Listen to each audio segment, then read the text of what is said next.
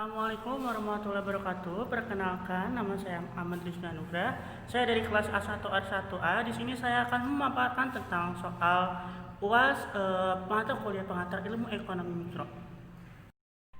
Baiklah, langsung saja pada soal nomor 1. Di situ diketahui data-data produksi jangka pendek suatu perusahaan adalah sebagai berikut.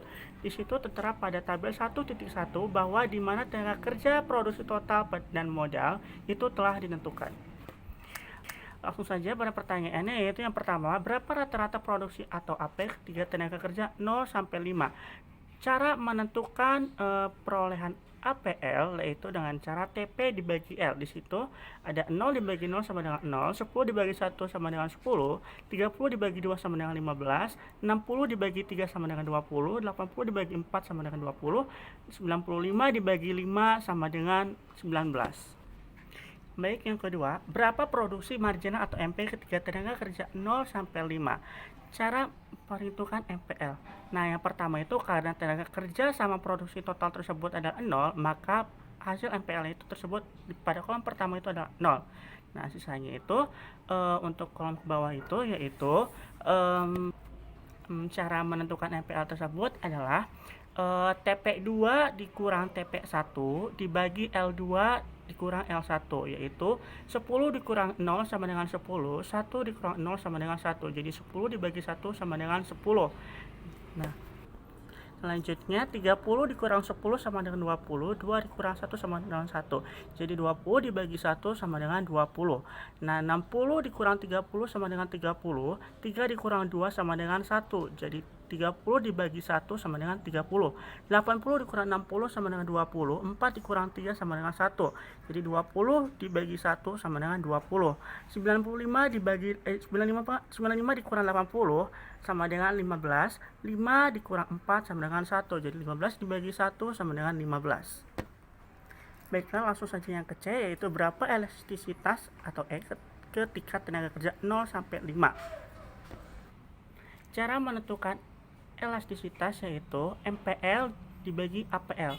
Di situ 10 dibagi 10 sama dengan 1, 20 dibagi 15 sama dengan 1,33, 30 dibagi 20 sama dengan 1,5, 20 dibagi 20 sama dengan 1, dan 15 dibagi 19 sama dengan 0,79. Lanjut pertanyaan ke nomor 2. Praktik pasar persaingan sempurna sangat jarang dijumpai di dunia nyata. Jelaskan secara rinci ciri-ciri yang bentuk pasar persaingan sempurna sehingga bentuk pasar ini sangat jarang kita jumpai. Jawabannya adalah karena tidak terdapat persaingan dalam praktik pasar persaingan sempurna. Ciri-cirinya adalah yang pertama, terdapat banyak produsen yang menjual barang yang sama. Maksudnya adalah penjual hanya memasok satu jenis barang yang sama atau bersifat homogen. Yang kedua, informasi yang sempurna tentang harga bagi konsumen dan produsen. Maksudnya adalah para pelaku ekonomi memiliki kemampuan yang sempurna tentang kondisi pasar atau harga baik sekarang maupun yang akan datang.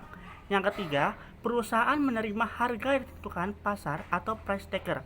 Maksudnya adalah harga pasar persaingan sempurna sesuai dengan harga pasar. Yang keempat, produsen bebas keluar masuk pasar.